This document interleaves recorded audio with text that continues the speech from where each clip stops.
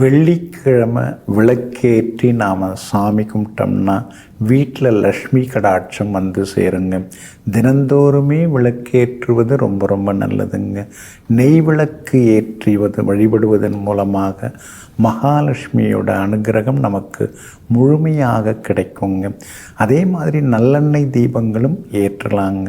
சுவாமியோட வலது பக்கம் வந்து நல்லெண்ணெய் தீபமும், சுவாமியோட இடது பக்கம் வந்து அதாவது நெய் தீபமும் ஏற்ற வேண்டும். அது மாதிரி ஏற்றி வைத்தோம்னா நிச்சயமாக நமக்கு வந்து பணவரவு இருந்து கொண்டே இருக்குங்க.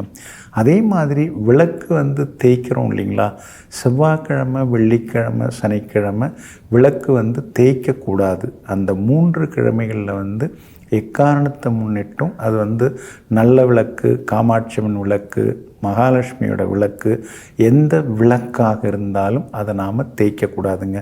மற்ற நாட்களில் நாம் தேய்ச்சிக்கலாங்க. ஞாயிற்றுக்கிழமை, திங்கக்கிழமை, புதன்கிழமை, வியாழக்கிழமை இதெல்லாம் நம்ம வந்து விளக்கை வந்து தேய்த்து வைத்து கொள்ளலாங்க. அதனால் செவ்வாய், வெள்ளி, சனி ஆகிய கிழமைகளில் மட்டும் விளக்கெடுத்து தேய்க்காமல் இருந்தாலே நமக்கு நல்லதெல்லாமே நடக்க ஆரம்பிச்சிருங்க. அதே மாதிரி பார்த்திங்கன்னா ரொம்ப முக்கியமான ஒரு விஷயம், வெள்ளிக்கிழமைக்கு வந்து நாம் வந்து பணம் தருவதை தவிர்க்கிறது ரொம்ப நல்லதுங்க. ஏன்னா மகாலட்சுமியோட வாரமாக இருக்கிறது சுக்கிர வாரம். ஏன்னா சுக்கிரன் தான் வந்து மகாலட்சுமியோட அம்சம் பொருந்திய கிரகம்.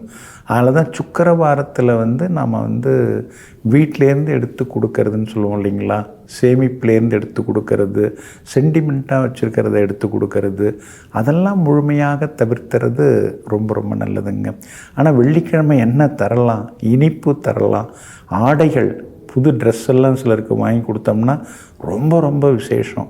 ஏன்னா வெள்ளிக்கிழமையில் நம்ம செய்யக்கூடிய தானம் எல்லாமே 10 மடங்காக, பல மடங்காக நமக்கு வந்து சேரும். அதனால் வந்து வெள்ளிக்கிழமையில் தானம் செய்வது நல்லது. அன்னதானம், ஆடை தானம், இனிப்பு உணவுப் பொருட்கள், பால் வகை உணவுப் பொருட்கள் இதெல்லாம் வந்து நம்ம கொடுப்பதன் மூலமாக நிச்சயமாக நமக்கு வந்து நல்லது சேரும். இப்போ அந்த மஞ்சள் சரடெல்லாம் இருக்கு இல்லைங்களா, அது வளையல், அதுக்கடுத்து மஞ்சள் குங்குமம், கண்ணாடி சீப்பு இதெல்லாம் கூட தரலாம். அதே நேரத்தில் வெள்ளிக்கிழமையில் வந்து விளக்கு தரலாம். அது கூட வந்து மற்றவங்களுக்கு வந்து நம்ம வந்து வச்சு தரலாம். அதெல்லாம் வந்து மிகுந்த நன்மையை தரக்கூடியதுங்க.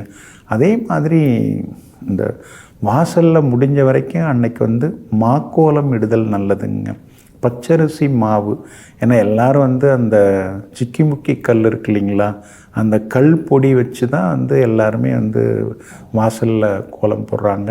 ஆனால் அதை தவிர்த்துட்டு பச்சரிசி மாவால் ஆன அந்த மாக்கோலம் இட்டோம்னா நமக்கு வந்து லக்ஷ்மி கடாட்சம் வந்து சேரும். ஏன்னா பச்சை அரிசிங்கிறது சந்திரன் ஆதிக்கம் உள்ளது. இப்போ சந்திரன் வந்து வாசலில் நின்னார்னா சுக்கிரன் வீட்டுக்குள்ளார வந்துடுவார். ஏன்னா சந்திரன் தான் வந்து வஷ்யத்துக்கு உரிய கிரகம். ஜனவஷ்யமாக இருந்தாலும் சரி, தனாகர்ஷ்ண வஷ்யத்துக்கெல்லாம் அதிபதியாக இருக்கக்கூடியவர் சந்திரன்.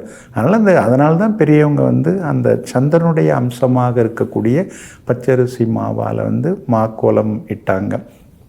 அந்த மாக்கோலத்தை வந்து எறும்புகளும் எடுத்து செல்லும். ஏன்னா எறும்புகளுக்கு கண்ணில்லை, கண்ணில்லாத ஜீவராசிகளுக்கு நாம் உணவிடும் பொழுது அது மிகப்பெரிய புண்ணியத்தை நமக்கு அள்ளி கொடுக்கும். இதெல்லாம் பெரியவங்க வந்து சாஸ்திர ரீதியாகவும் அறிவியல் பூர்வமாகவும் மனிதாபிமான அடிப்படையிலும் தான் நமக்கு இந்த முறைகளெல்லாம் நமக்கு சொல்லிட்டு போயிருக்காங்க. இதெல்லாம் மூட நம்பிக்கைகளே நம்ம சொல்லவே கூடாது. இது வந்து வழி வழியாக வரக்கூடிய, முறையாக வரக்கூடிய நம்பிக்கைகள் தானே தவிர இதெல்லாம் மூட நம்பிக்கைகள்லாம் கிடையாது.